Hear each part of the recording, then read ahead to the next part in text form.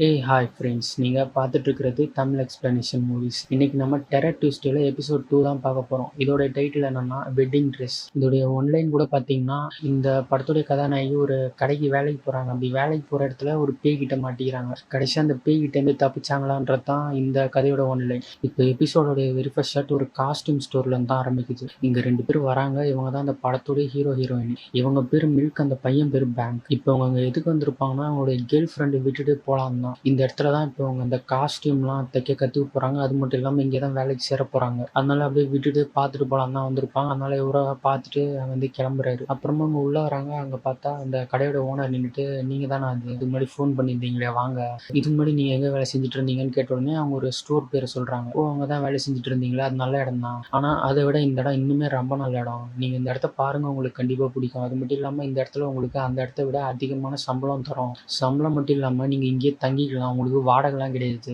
நீங்கள் எந்த அளவுக்கு ஹார்ட் ஒர்க் பண்ணுறீங்களோ அந்த அளவுக்கு உங்களுக்கு காசு கிடைக்கும். என்ன ஓகேவான்னு சொல்லிட்டு இப்போ மேலே தான் கூட்டிகிட்டு போய் அந்த இடத்தையும் சுற்றி காட்டுறாங்க. இப்போ இந்த இடத்துல மொத்தம் 4 ஃப்ளோர் இருக்கும். அதில் ஒரு ஃப்ளோராக கூட்டிகிட்டு போய் சுற்றி காட்டுறாங்க. அதில் ஃபர்ஸ்ட் ஃப்ளோரில் ஒரு தையல் மிஷின் மாதிரி இருக்குது. அந்த இடத்துல தான் அவங்க வேலை பார்க்கணும் போல இருக்குது. ஏதாச்சும் கஸ்டமர் வந்து ட்ரெஸ் லூஸாக இருக்குது, டைட்டாக இருக்குன்னு சொன்னால் இவங்க அதுக்கேற்ற மாதிரி அட்ஜஸ்ட் பண்ணி தரணும் போல இருக்குது. அந்த மாதிரி ஒரு ரூமை காட்டிட்டு அதுக்கப்புறமா மேலே கூட்டிகிட்டு போகிறாங்க. அந்த ரூமை பார்த்தா ரொம்ப ஒரு அழுக்காக கலீஜாக இருக்குது. பார்க்கறதுக்கு லைட் வர டிம் சப்ளை போல இருக்குது. அப்படியே பிளிங்காய் எரிஞ்சிட்டு இருக்கு. அதெல்லாம் பார்த்துட்டு இவங்க பயந்துட்டே போகிறாங்க. இந்த ரூம்னா ஒரு மாதிரி வினோதமாக இருக்கேன்னு. அப்படியே போனால் மேலே 3வது ரூம் பார்க்குறதுக்கு செம்மையாக இருக்குது. இங்கே தான் நாங்கள் ஃபோட்டோ ஷூட்லாம் நடத்துவோம். ஏதாச்சும் ஷூட்டிங்னா இங்கே தான் நடக்கும். இந்த இடத்தையும் நல்லா பார்த்துக்குவோம்னு சொல்லிட்டு இப்போ 4வது ஃப்ளோருக்கு போகிறாங்க. இந்த 4வது ஃப்ளோரில் தான் இவங்க தங்குறதுக்கான அந்த எல்லா வசதியுமே இருக்குது. அதெல்லாம் சுற்றி காட்டிட்டு இப்படி இவங்க கீழே தான் வந்துடுவாங்க. வந்து என்ன சொல்லுவாங்கன்னா, இந்த மாதிரி இந்த கையில் சாவியை வச்சுக்கோ, கடையை வந்து கரெக்டாக காலையில் 10 மணிக்கு இந்த மாதிரி ஓப்பன் பண்ணிடணும், நைட்டு ஒரு 8 மணிக்கெலாம் க்ளோஸ் பண்ணிடலாம். வேணும்னா கொஞ்சம் கடையை பொறுமையாக கூட திறந்துடலாம். ஏன்னா மக்கள் எல்லாமே ஒரு 12 மணி 1 மணிக்கு தான் அந்த மாதிரி கடைக்கு வர ஆரம்பிப்பாங்க. அதனால ஒன்றும் பிரச்சனை இல்லை. காலையில் கொஞ்சம் லேட்டாக கூட திறந்துடலாம். ஆனால் நைட்டு கடை வந்து கொஞ்சம் நேரம் நடக்கும். அது கொஞ்சம் பார்த்து தான் இருந்துக்கணும். என்ன சரியான்னு சொல்லிட்டு இவங்க கையில் சாவி கொடுத்துட்டு என்ன சொல்லுவாங்கன்னா, நீங்கள் தான் அந்த கடையை ஒரு 4 நாள் பார்த்துக்க போகிறீங்க. நான் வந்து ஒரு டூருக்கு வந்து புக் பண்ணி வச்சுருந்தேன். ஏற்கனவே ரொம்ப நாள் ஆயிடுச்சு. இன்னொரு கொஞ்ச நாள் ஆச்சுன்னா அந்த டூருக்கு போகிற டிக்கெட்டை வந்து காலாவதி ஆகிடும். அதனால நான் இப்போயே கிளம்புறேன். நீ ஒரு 4 நாள் இந்த இடத்த பார்த்துக்கோங்க, ஒன்றும் பிரச்சனை இல்லை. என்னடா இவங்க ஆரம்பத்திலே விட்டுட்டு போகிறாங்களேன்னு பயப்பட தேவையில்ல. நான் சொன்ன மாதிரி அப்படியே ரிலாக்ஸாக இருங்க.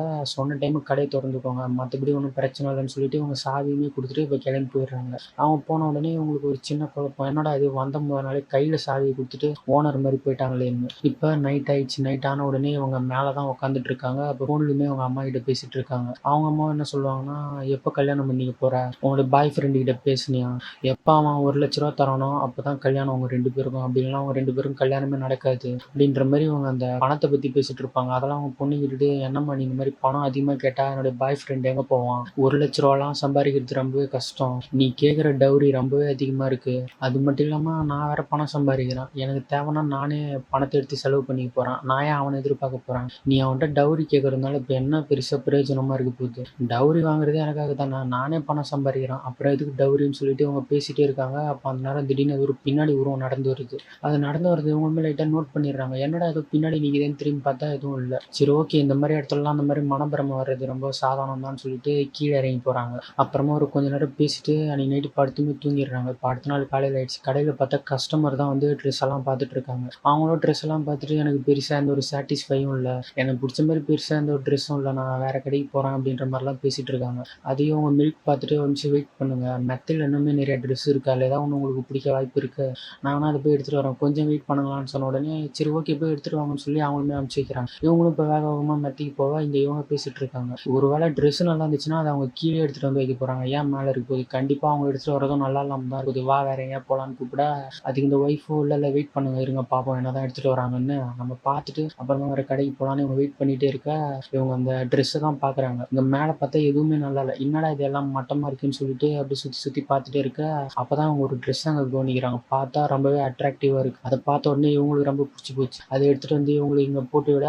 இவங்களுக்குமே இந்த ட்ரெஸ்ஸை பார்த்துட்டு ஓகே எனக்கு இந்த ட்ரெஸ்ஸை ரொம்பவே பிடிச்சிருக்கு, ஆனால் அந்த ட்ரெஸ்ஸு ரொம்ப டைட்டாக இருக்குது, இந்த ட்ரெஸ்ஸை வந்து எனக்காக நீங்கள் அட்ஜஸ்ட் பண்ணி தர முடியுமா, இதை அட்ஜஸ்ட் பண்ணி தந்தீங்கன்னா நான் அந்த ட்ரெஸ்ஸே வாங்கிக்கிறேன்னு சொல்ல இல்லை இப்போ உடனேலாம் அதை பண்ண முடியாது, இதை அட்ஜஸ்ட் பண்ண எப்படி ஒரு 2-3 வாரமாச்சும் ஆகும், நீங்கள் அது வரைக்கும் வெயிட் பண்ண முடியுமான்னு கேட்டால் இல்லை அவ்வளோ நல்லா முடியாது, ஒரே வாரத்தில் எனக்கு இப்போ கல்யாணம், அதுக்குள்ளார முடிஞ்சால் பண்ணித்தாங்களா, நான் வேறு கடைக்கு போய்க்கிறேன்னு சொல்கிறாங்க. அதையும் அவங்க கேட்டுட்டு இல்லை மேம் ஒரு வாரத்திலலாம் முடியாது, அதுக்கு வாய்ப்பே கிடையாது, ஏன்னா அந்த ட்ரெஸ்ஸை வந்து நம்ம நிறைய வேலைப்பாடுலாம் பண்ணணும், நிறைய சின்ன சின்ன ஆர்ட் ஒர்க்லாம் பண்ண வேண்டியது இருக்குது, அது மட்டும் இல்லாமல் இந்த துணியில் நம்ம நிறைய நூல்லாம் கட்டி இன்னுமே இந்த ட்ரெஸ்ஸை பெருசாக்கணும். அது ஒரு சாதாரண வேலையே கிடையாது. கொஞ்சம் டைம் எடுக்கும்னு இவங்க எவ்வளோ சொல்கிறாங்க. அப்படி இல்லைன்னா நீங்கள் ஒன்று பண்ணுங்களாம். நீங்கள் உங்களுடைய வெயிட்டை லூஸ் பண்ணலாம். ஏன் கொளுத்த பண்ணி மாதிரி இருக்கீங்க, வெயிட்டை லூஸ் பண்ண அந்த மாதிரி ட்ரெஸ் எல்லாம் போடலாம்லன்னு திட்டி வேற விட்டுறாங்க. திட்டி விட்டதுக்கு அப்புறம் தான் தெரியுது அது இவங்க வாயிலேருந்து தானாலாம் வந்திருக்காது. இவங்களுக்கே தெரியாமல் பேசிட்டு இருப்பாங்க. அந்த இடத்துல ஏதோ ஒரு ஸ்பிரிட் இருக்கும் போல இருக்கு. அந்த ஸ்பிரிட் தான் அவங்களை இப்படி பேச வச்சுட்டு இருக்கும். இப்படி அவங்க பேசின உடனே அந்த கஸ்டமருக்கு கோவம் வந்துருச்சு. அவங்களும் உடனே வேக வேகமாக வெளியில் ஃபோன் எடுத்துகிட்டு போயிட்டு அந்த கடை மேலேயே கம்ப்ளைண்ட் பண்ணி விட்டுறாங்க. இந்த மாதிரி இந்த கடையில் வந்து ஒருத்தி வேலை செய்கிறா, இவன் வந்து நான் அசிங்கசியமாக கேள்வி கேட்குறா, கேட்டால் நான் வேற சொல்லலன்றா. அது எப்படி ஒருத்தவங்க வாயிலேருந்து தானா அந்த வார்த்தை வரும்? நல்லா பார்த்துக்கோங்க, இந்த கடை தான், தயவு செஞ்சு இந்த கடை பக்கம் யாரும் வராதீங்கன்னு சொல்லி இவங்க இப்போ அதை சோஷியல் மீடியாவில் தான் போட்டு விட பார்க்குறாங்க. இவங்க அதெல்லாம் பண்ணுறதை பார்த்தோன்னே மில்க்குக்கு பயங்கரமான ஒரு டென்ஷன் ஆகிடுச்சு. என்ன பண்ணுறதுன்னு தெரியல. அதனாலயோ சரி ஒரு நிமிஷம் வெயிட் பண்ணுங்க, நான் தெரியாமல் இந்த மாதிரி பண்ணிட்டேன், நீங்கள் வேணால் பண்ணுங்க, நான் ஒரே வாரத்தில் இந்த ட்ரெஸ்ஸை உங்களுக்காக தைச்சு தரேன், அது மட்டும் இல்லாமல் கொஞ்சம் டிஸ்கவுண்ட்டுமே பண்ணிக்கிறேன், ஆனால் தயவு செஞ்சு நீங்கள் அதை சோஷியல் மீடியாவில் மட்டும் அப்லோட் பண்ணிடாதீங்க ப்ளீஸ் ப்ளீஸ்னு எவ்வளோ கெஞ்சா. அதை அவங்களுமே கேட்டுட்டு சரி ஓகே ஒன்றும் பிரச்சனை இல்லை, ஆனால் ஒரு வாரத்தில் பண்ணி தந்துடணும், அப்படி மிஸ் ஆச்சுன்னா நான் அதை சோஷியல் மீடியாவில் போட்டு விட்டுறோம், பார்த்துக்கோங்கன்னு சொல்லிட்டு இப்போ அவங்க கிளம்பி போயிடுறாங்க. அவங்க போன உடனே என்னடா இது கஸ்டமர்ட்டே எப்படி ஆயிடுச்சுன்னு சொல்லிட்டு உட்காந்து இப்போ அந்த துணியை தான் தைக்க ஆரம்பிக்கிறாங்க. அந்த துணியை பார்த்தா ஒரு மாதிரி விசித்திரமாக இருக்குது. அதை தொட்ட உடனே உங்களுக்கு ஏதோ ஒரு ஃபீலிங் வருது, ஆனால் அதெல்லாம் பெருசாக இப்போ அவங்க கண்டுக்கல. அப்படியே தச்சுட்டே இருக்காங்க. இப்போ அவங்க அப்படி தச்சுட்டே இருக்கும்போது திடீர்னு அவனா மேலே இருந்து ஒரு சத்தம் வரும். சத்தத்தை கேட்டுட்டு என்னடா மேலே இப்படி ஒரு சத்தம் கேட்குதுன்னு இவங்க பயந்துட்டே மேலே போகிறாங்க. ஒரு கத்தியை வர கையில் எடுத்துட்டு கொஞ்சம் கொஞ்சமாக மேலே போய் பார்த்தா அங்கே அந்த ரூமில் அந்த பூஜாடிலாம் கீழே விழுந்து கிடக்கு. அது மட்டும் இல்லாமல் சுற்றி ஒரு சில வினோதமான நிகழ்வுலாம் நிகழ்கிற மாதிரி உங்களுக்கு தெரியுது. என்னடா இது, இந்த இடத்த சுற்றி அப்படி என்னதான் இருக்கும்னு சுற்றி சுற்றி பார்த்துட்டே இருந்தா அந்த பக்கத்தில் ஜன்னலில் கர்ட்டனில் வந்து ஏதோ ஒரு உருவம் நின்றுட்டு இருக்கிற மாதிரி இருக்கு. என்னடா அது அப்படின்னு சொல்லிட்டு கிட்ட பொறுமையாக போய் பார்த்துட்டே இருக்காங்க. பார்த்தா அதுக்குள்ள இவங்களுடைய பாய் ஃப்ரெண்ட் தான் நின்றுட்டு இருக்காரு. பாய் ஃப்ரெண்டு பார்த்த உடனே இவங்களுக்கு ஒரு மாதிரி ஷாக்கிங் ஆயிடுச்சு. எப்படி அவன் உள்ள வந்தான், நம்ம வந்து கடையை மூடி வச்சிருக்கோம், இவன் எந்த வழியாக வந்திருப்பான்னு அவர்கிட்ட கேட்குறாங்க.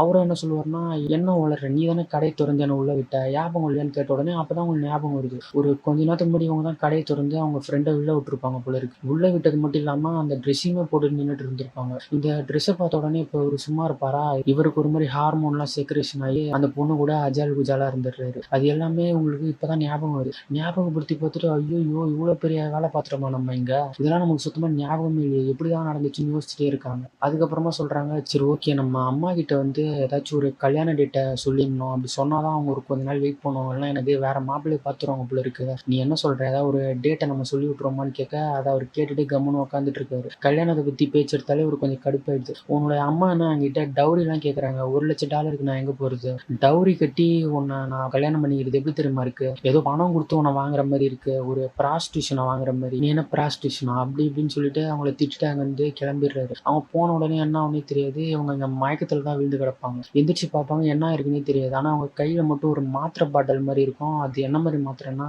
இந்த உடம்புலாம் ஸ்லிம்மாக யூஸ் பண்ணுவாங்கல்ல அந்த மாதிரி ஒரு மாத்திரை போல இருக்கு. அந்த மாத்திரையை பார்த்துட்டு இது என்ன நம்ம கையில் பண்ணிட்டு இருக்குன்னு சொல்லிட்டு அதை ஒரு ஓரமாக வச்சுட்டு இப்போ எந்திரிச்சு போகிறாங்க. இப்போ காலையில் விடிஞ்சிருச்சு, கொஞ்சம் சாப்பிட்டுட்டு அவங்க பாய் ஃப்ரெண்டு தான் ஃபோன் போட்டு பார்ப்பாங்க. அவங்க பாய் ஃப்ரெண்ட் ஃபோனே எடுக்க மாட்டாரு, சுவிச் ஆஃப் வேற பண்ணி வச்சிருப்பாரு. என்னடா அவன் அப்படி பண்ணிடானேன்னு சொல்லிட்டு அவங்க லைட்டாக ஃபீல் பண்ணிட்டே இருக்காங்க. அப்படி உட்காந்துட்டே இருக்கும்போது திடீர்னு என்ன தெரியுது, அவங்க வாந்தி எடுக்க ஆரம்பிச்சிடும். அப்படி வாந்தி எடுக்கிறது மட்டும் இல்லாமல் அவங்க வாயிலேருந்து சில முடிகள் மாதிரி வேற வெளியே வரும். முடிகளை பார்த்த உடனே இதை நம்ம தின்னுட்டோமா, நம்ம வாய்க்குள்ளார எப்படி முடி போச்சுன்னு அதை எடுத்து வச்சு பார்த்துட்டே இருக்க இப்போ அங்கேருந்து அப்படியே கீழே வராங்க. அங்கே வந்து பார்த்தா இது ஒரு உருவம் நடந்து வந்துட்டு இருக்கிற மாதிரி இருக்கு அந்த ட்ரெஸ்ஸை போட்டுட்டு. இப்போ அந்த உருவத்தை பார்த்த உடனே இவங்களுக்கும் செம்ம பயம், என்னடா இது இந்த மாதிரி தனியாக ஒரு இடத்துல இப்படி ஒரு உருவம் நின்றுட்டு இருக்கேன்னு. அப்படி அவங்க பார்த்துட்டு நின்றுட்டு இருக்கும்போது திருப்பியுமே மயக்கமாயிடுறாங்க. எந்திரிச்சு பார்த்தா இந்த தையல் மிஷினால தான் படுத்துட்டு இருக்காங்க. அவங்க கையில் திருப்பியுமே அந்த மாத்திரை இருக்கு. இந்த டைம் அந்த மாத்திரையெல்லாம் அவங்க கீழே வச்சுட்டு சிரிச்சுட்டு அந்த ட்ரெஸ்ஸே பார்த்துட்டு இருக்காங்க. ஒரு பேய் பிடிச்சா என்னென்னலாம் பண்ணுவாங்களோ அந்த மாதிரி சில சிம்டம்ஸ்லாம் அவங்க கிட்ட இருக்கு.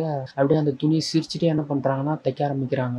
தச்சுட்டு இருக்கும்போது அவங்க கையில் அந்த ஊசியுமே வர இறங்கிடுச்சு. அந்த ஊசி இறங்கினதெல்லாம் ஒரு பொருட்டாக கண்டுக்காமல் லைட்டாக கையில் பேண்டேஜ்லாம் கட்டிட்டு திருப்பியுமே தைக்க ஆரம்பிக்கிறாங்க. இந்த டைம் அந்த நூலெல்லாம் விட்டுட்டு இவங்க மண்டையில் இருக்கிற முடி இருக்கு தெரியுமா, அதை பிச்சு தைக்க ஆரம்பிச்சிருவாங்க.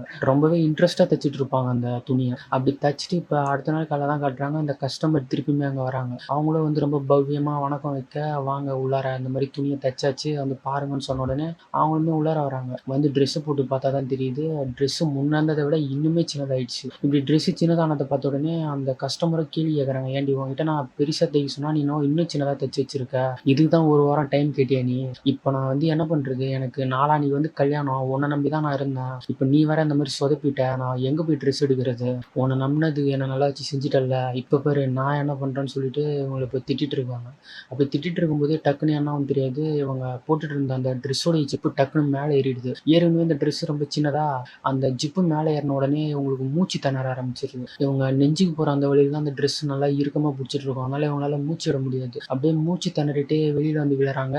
அதே நேரம் உயிருக்குமே போராடிட்டு இருக்காங்க. இவங்களுடைய ஹஸ்பண்டை பார்த்துட்டு என்ன பண்ணிட்டு இருக்க, போய் யாராவது ஹெல்ப் கூட்டிட்டு வா, இல்லைனா ஏதாச்சும் பண்ணு, அந்த ட்ரெஸ் வச்சு கழட்டி விடுன்னு அவரும் எவ்வளோ கெஞ்சுறாரு. ஆனால் அதெல்லாம் அவங்க பார்த்துட்டு அப்படியே தான் நின்றுட்டு இருப்பாங்க, பேய் அரைஞ்ச மாதிரி. என்ன பண்ணுறதுனே தெரியாது. இப்படி அவங்க உட்காந்து ஒரு கொஞ்ச நேரம் பார்த்துட்டே இருக்க டக்குன்னு அந்த கஸ்டமர் முகத்துலேருந்து ஒரு பேய் தான் அவங்களுக்கு தெரியும். அந்த பேய் பார்த்துட்டு இவங்களும் செம்மையாக பயந்துடுறாங்க. அப்படி பயந்துட்டே நின்றுட்டு இருக்கும்போது திருப்பியுமே அவங்க மயக்கம் போட்டுடுறாங்க. மயக்கம் போட்டவங்க இந்த டைம் எந்திரிச்சு பார்க்கும்போது அந்த கடையத்துக்கு முன்னாடி ஒருத்தவங்க கம்ப்ளைண்ட் பண்ணியிருப்பாங்கல்ல, அந்த வீடியோ வந்து வைரல் ஆகிட்டு இருக்கிறத அவங்க இப்போ ஃபோனில் எடுத்து பார்த்துட்டு இருப்பாங்க. அதை பார்த்துட்டு இவங்களுக்கும் பயங்கரமான ஷாக் ஆகிடுது. என்னடா இது இந்த மாதிரி போட்டு விட்டாங்களேன்னு. இப்படி அவங்க பார்த்துட்டு இருக்க அந்த கடையோட ஓனருமே ஃபோன் பண்ணி, என்னடி பண்ணி வச்சிருக்கோம், உங்ககிட்ட ஒரு 4 நாள் கடையை ஒப்படைச்சிட்டு வந்ததுக்கு நீ இந்த மாதிரி வேலையை பார்த்துட்டு பத்தியா, என்னதான் ஆச்சுன்னு கேட்ட உடனே இவங்க இந்த மாதிரி நடந்ததெல்லாம் சொல்கிறாங்க. இவங்க இங்கே பார்த்தது, அந்த ட்ரெஸ் வந்து பண்ண வேலை எல்லாத்தையுமே சொல்ல, அந்த ஓனரை அதை கேட்டுட்டு, ஒரு நிமிஷம் உனக்கு இந்த ட்ரெஸ்ஸை பற்றிலாம் எப்படி தெரியும், அது மட்டும் இல்லாமல் எப்படி இதுக்கு முன்னாடி இங்கே இருந்தவளோட பேர்லாம் நீ கரெக்டாக சொல்கிற, என்னதான் ஆச்சு, நீ ஒரு நிமிஷம் வெயிட் பண்ணு, நான் கடைக்கிட்ட வந்துட்டேன், இன்னொரு கொஞ்ச நேரம் தான் கடைக்கு வந்துடுவான், அப்படியே அங்கேயே ஏதோ வந்துடுறேன்னு சொல்லிட்டு இப்போ ஃபோனை கட் பண்ணிவிட்டு அங்கே தான் வருவாங்க.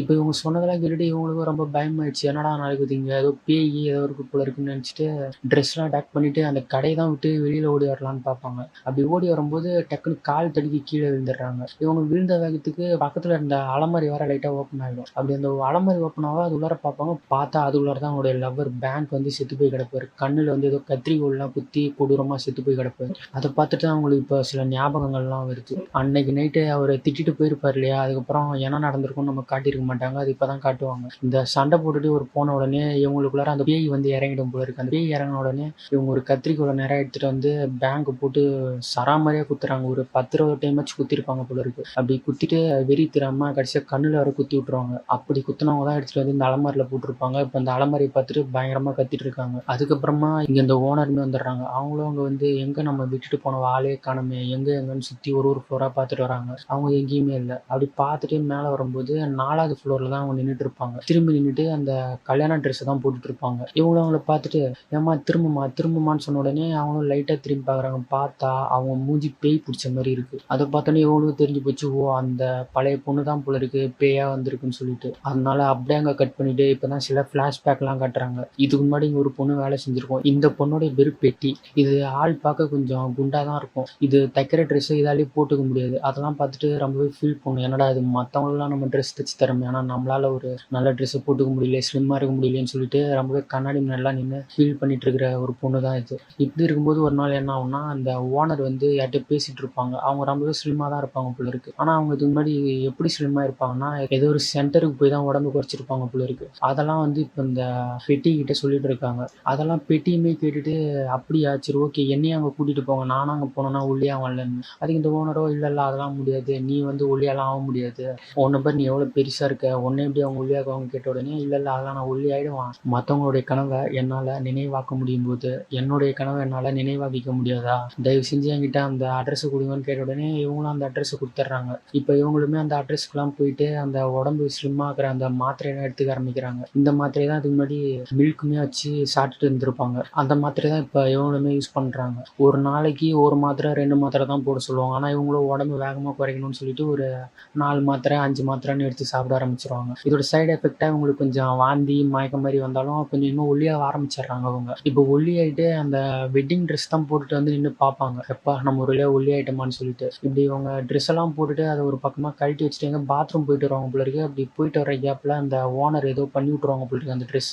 அதை பார்த்துட்டு எதுக்கு என்னோட ட்ரெஸ் எல்லாம் நீங்கள் கை வைக்கிறீங்க, ஏற்கனவே இந்த ட்ரெஸ் கரெக்டாக தானே இருக்குது, இதையா இன்னுமே நீங்கள் சின்னதாகணும்னு பார்க்குறீங்க, உங்களுக்கு என்ன பிரச்சனை, என்னுடைய ட்ரெஸ் எல்லாம் நீங்கள் தொடர வச்சுக்காதீங்கன்னு சொல்லிட்டு ஓனர்கிட்டே கத்துறாங்க. அதையும் ஓனர் பார்த்துட்டு, நீ நாடி வேலை செய்கிற வந்து என்கிட்ட கத்திட்டு இருக்க, ஒன்று மாதிரி ஆள் கூடலாம் என்னால் வேலை செய்ய முடியாது, நீ கடையை விட்டு காலி பண்ணு, நான் வேற யாராச்சும் வச்சுக்கிறேன், நீ ஃபஸ்ட்டு இடத்த காலி பண்ணிடுன்னு சொல்லிடுறாங்க. அதை அந்த பொண்ணு கேட்டுட்டு, உனக்கு என் மேலே பொறாம, நான் உன்னை விட இப்போ அழகாயிட்டேன்னு சொல்லிட்டு அதனால தானே இப்படிலாம் பண்ணுறேன்னு சொல்லிட்டு இவங்களை அடிக்க போயிடுறாங்க. இப்போ அடிக்கிறத பார்த்த உடனே இவங்க ஒரு பதட்டத்தில் என்ன பண்ணுறதுன்னு தெரியாமல் பக்கத்தில் ஒரு கத்திரிக்கோள் மாதிரி இருக்கும், அதை எடுத்து அவங்க கழுத்தில் யாரை குத்தி விட்டுறாங்க. இப்போ குத்தின உடனே அந்த இடத்துல அவங்க விழுந்து செத்துருவாங்களா, அப்படியே அந்த இடத்துல கட் பண்ணி இங்கே ப்ரெசென்ட்டில் காட்டுறாங்க. இப்போ நீ என்னை கொலை பண்ணிட்டல, என்னை கொலை பண்ணிட்டு நீ மட்டும் உயிரோட இருப்ப, நான் வந்து கஷ்டப்பட்டுட்டு இருக்கணுமா அப்படின்னு சொல்லிட்டு அந்த பெட்டின்ற பேய் வந்து இவங்க கழுத்துலையுமே அந்த கத்திரிக்கோளாலேயே கழுத்தில் குத்தி விட்டுடுது. இப்போ அவங்க அந்த இடத்துல விழுந்து செத்து போயிருப்பாங்கன்னு பார்த்தா அதான் கிடையாது, அவங்க உயிரோட உயிரோட தான் இருப்பாங்க. உயிரோட இருக்கிறதுனால அவங்கள தூக்கிட்டு வந்து ஒரு இடத்துல வச்சு என்ன பண்ணுவாங்கன்னா, பயங்கரமா அந்த இடத்தையே டெக்கரேஷன் ஆக்கி, ஏதோ ஒரு வெட்டிங் நடந்தா எப்படி இருக்குமோ அந்த மாரி ஆக்கி விட்டுருவாங்க. அப்படி செஞ்சுட்டு நேரா இவங்க உள்ளார தான் நடந்து வருவாங்க. நடந்து வர்றது இப்ப அந்த பேய்லாம் கிடையாது. மில்க் தான். மில்க் அப்படியே நேரா நடந்து வந்துட்டு